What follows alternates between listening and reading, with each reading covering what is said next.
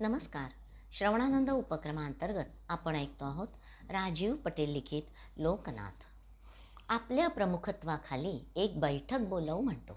प्रथम ब्राह्मणांना बोलवू, मग त्यांच्या संमतीनं इतरांना.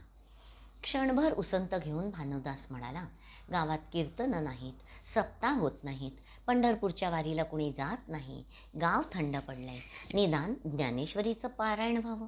काळे गुरुजींनी थोडा वेळ काचकूचकणा करून पाहिला, पण भानुदासाने त्यांना राजी केलंच. पौर्णिमेला बैठक ठरली. गावातली जवळच्या ग्रामातली ब्राह्मण मंडळी जमली. दुपार टळली होती.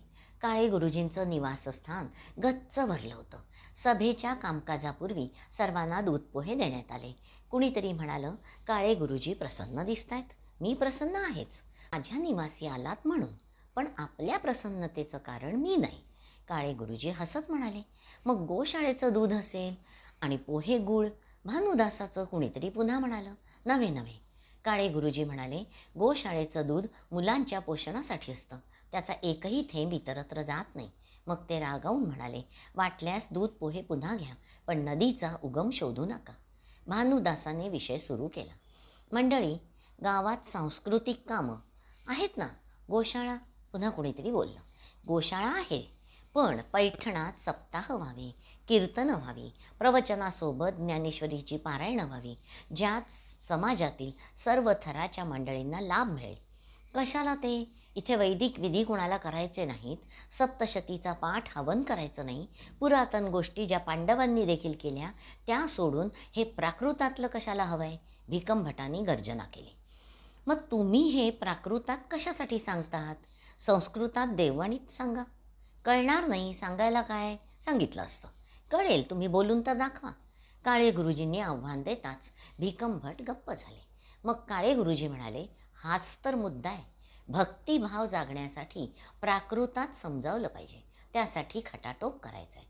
ज्ञानेश्वरांनी ते तर केलं. पैठणात तर असे कोणी वक्ते आणि कीर्तनकार नाहीत. बाहेरून आणू, बिदागी, त्याची चिंता नसावी. सगळ्यांचं बोलणं बंद. सर्वांनी मनोमनी हुश्य केलं. उपस्थिती आणि आशीर्वाद असावेत. भानुदासाच्या बोलण्यानं चर्चेसाठी काही उरलंच नाही. 4 दिवसात निरोप देऊन गंगेच्या फरशीवर भानुदासाने सगळ्या जाती जमातींची सभा घेतली. त्यांना ब्राह्मण सभेचा ठराव सांगितला. पाटलांना मानाचं टोपी आणि उपरणं देण्यात आलं. आता हे सगळं भानुदासालाच करायचं होतं, जे त्याने आधी करून ठेवलं होतं. नव्या घरी काका काकूंना पाठवलं होतं. येणाऱ्या प्रवचनकार कीर्तनकाराची व्यवस्था काका काकू बघणार होते. सामूहिक कार्य वा वैयक्तिक कार्य असो, श्रेय कुठेही जाऊ, अखेरीस ते व्यक्तीलाच करावं लागतं. भानुदासाची शिवोपासना झाली की पूर्वी तो गंगेवर जात असे, तिथून घरी परतत असे. मग दिवसभर व्यापार असायचा. बहुतेक सगळा घाऊकच असायचा. पण कधी मुनिमाच्या साह्याने गंगाबाई परिचित स्त्रियांना हवा तो माल काढून देत होती. आनंद शेठकडून येणारा माल जेवढा असे त्यापेक्षा कितीतरी अधिक रेशमी माल तिकडे जात होता. शिवाय गोवळकोंडा, तेलंगणा भागातील कर्नाटकातल्या मोठ्या परिसरात भानुदास शेठचा माल जात होता. तो होता रेशमी वस्त्रांचा. शाली वाहनाच्या काळात तर देशांतर्गत आणि परदेशस्थ व्यापारी प्रतिष्ठानला येत होते. रत्नांचा व्यापार इथे चांगला होई. आता तो जवळजवळ संपला होता.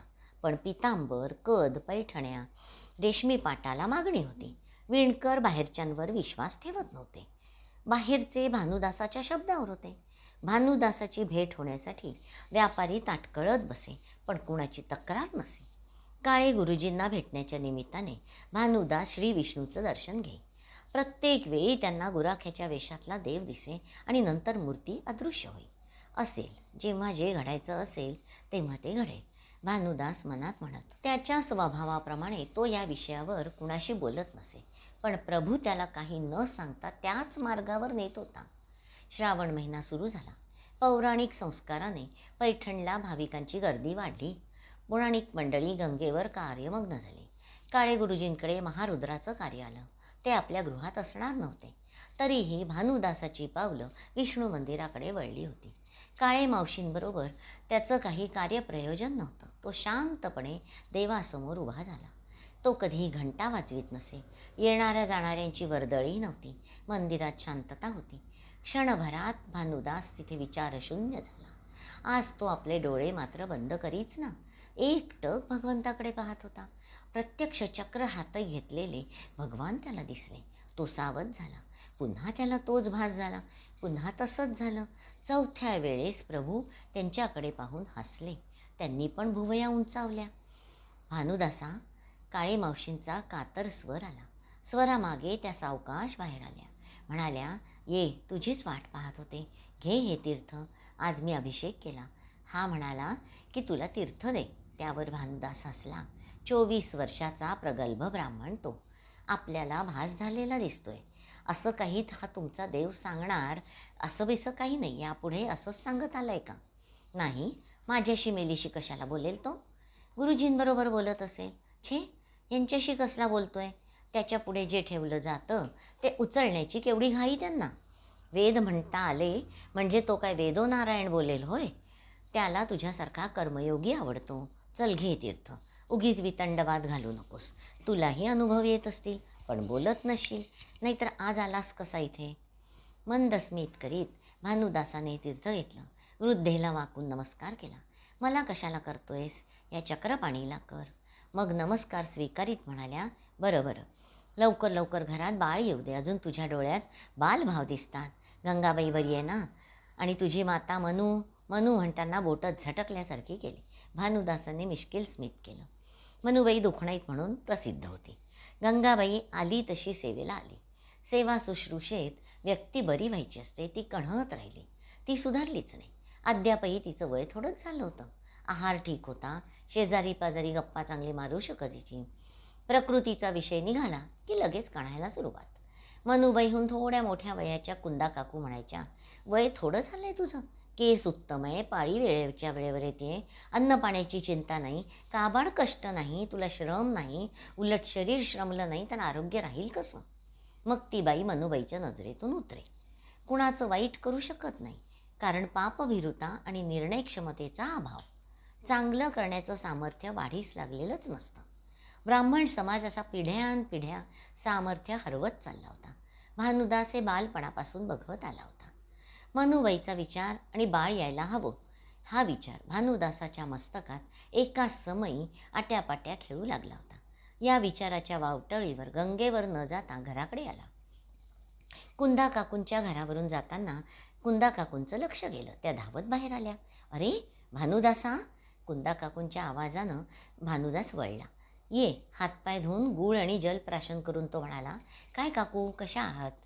कशाला वरवर बोलतोस रे? म्हणजे काहीतरी नाराजीचं पाणी मुरतंय खरं. खरवस मिळाला नाही का? छे रे, इतकी काय मी कच्ची आहे? तुझ्या लग्नाचे लाडू खाऊन खूप दिवस झाले. मग पुन्हा देतो म्हणजे काय? दुसरं लग्न करतोयस की काय? काय काकू, अर्थाचा अनर्थ करता. घरात सांगतो. कुणाला? मनूला? होय, ती काय करणार? ती तर चूल फुंकायलाही विसरली आहे. मग हिला सांगतो, गंगाबाईला. ती काय वळणार लाडू? वेळ कुठे तिला? आळीत कोणाकडे जाणं नाही. बोलावलं तर आहे सासूच्या दुखण्याचं कारण. बरं, सासू कशी? तांब्या भांडं जवळ ठेवलं तरी पाणी ओतून घेणार नाही. ठसका लागला तरी सुनेनं फुलपात्र हातात दिलं पाहिजे. पुन्हा हातातून घेऊन विसळून आणून ठेवलं पाहिजे. तिला तिच्या नवऱ्याचा संसार करायला वेळ नाही. ती काय मला गोडाचं खाऊ घालणार? त्या काकू फटकळ म्हणून प्रसिद्ध होत्या. नात्यातल्या होत्या. दुसऱ्यांसाठी झिजणाऱ्या होत्या. तसंच मार्मिक वचन बोलणाऱ्याही होत्या. भानुदासानं हसत म्हटलं, आता बायकोशी भांडू शकतो, पण मध्ये आहे आई. त्यात कुंदा काकूसारखी आईची पाठी राखी. यावर उपाय एवढाच की मलाच खोबरं किसून रवा भाजावा लागणार. असं म्हणत भानुदासांनी पळ काढला. पण त्याच्या मस्तकात आता संसार बीज पेरलं गेलं होतं. बीज अंकुरण्यासाठी मात्र अद्याप चांगली मशागत करावी लागणार होती. नूतन वास्तूमध्ये भानुदासाचे काका काकू आणि त्यांचा एक मुलगा आनंदाने राहू लागले. वास्तूला तळमजला, त्यावर 2 माळे होते. तिथं जाण्यासाठी आतून बाहेरून मार्ग होता. वरचे 2 माळे रिकामे होते. दुकानाचा माल ठेवता यावा हा विचार आनंदशेठ आणि भानुदासाने केला होता. दुसऱ्या माळ्यावर मोठमोठाली कपाटं होती. आतून पत्रा आणि बाहेरून बेलाचं तेल लावलं होतं. कुठलीही कीड वा उधई लागण्याची सुतराम शक्यता नव्हती. नाशिक पैठण मार्गावरील येवले ग्रामीच्या व्यवहाराचं येणं बाकी होतं. रोखीच्या कमतरतेमुळे रेशमी माल मोठ्या प्रमाणावर येणार होता. तो सगळा नव्या वस्तूत भरावा असं भानुदासानं ठरवलं होतं. दिवस हंगामाचे होते. माणसं कमी पडत होती.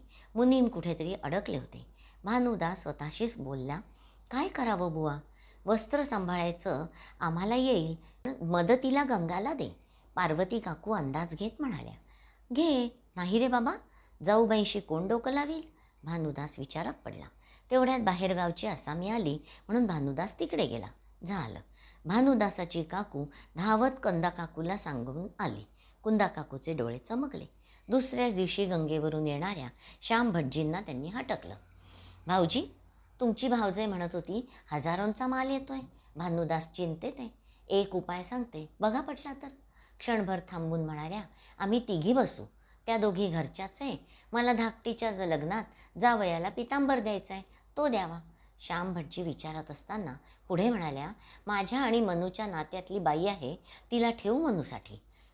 आता तिला विचारतो. असं म्हणू नका, हजारोंचा माल आहे, संध्याकाळपर्यंत पोहोचेल. व्यवहारात बायकांना फार विचारू नये. आत्ताच गंगेला पाठवा बरं. कुंदा काकूंनी गांभीर्याचा आवाज चांगलाच आणला होता. शब्दांची वस्तूंची बरीच आदळआपट झाली. एवढा माल काय मला विचारून भरला? त्याचे पैसे झाले तर ते कोणाचे? मनूबाई आंख पाखडत होत्या. तुझे, भानुदास म्हणाला. मी काय छातीवर नेणार आहे? काकीला नवं घर, त्या पैशात हे घर उस्तरून 2 मजली करतो हवं तर. मनूबाई हो म्हणली. गंगाबाईची सुटका झाली. पार्वती काकू मोठ्यानं म्हणाल्या, गंगे, तू माझी सून हो माझ्या पोरासाठी. आता मनूताईच्या भावाची मुलगी आणते, ती मनूताईची सून. भानुदासाची पार्वती काकू कुंदा काकूंना म्हणते, वहिनी, पितांबर तर पक्क. भानुदासाला तुमच्या सुनेसाठी पैठणी द्यायला लावते बघा. उशिरा का होईना भानुदासाचा संसार सुरू झाला होता. मनूताईंना वाटलं भानुदास बाहेर झोपतोय. तो असाही कामं करून उशिराच घरी यायचा. तेव्हा निद्राधीन व्हायचा. पहाटे गाईंना भेटायला तो यायचाच. अलीकडे मनूबाईंची प्रकृती वरचेवर बिघडत होती. मी वृषाली केळकर आजच्या वाचनाचा येथे समारोप करते. हरिओम तत्सत. जय हरी विठ्ठल.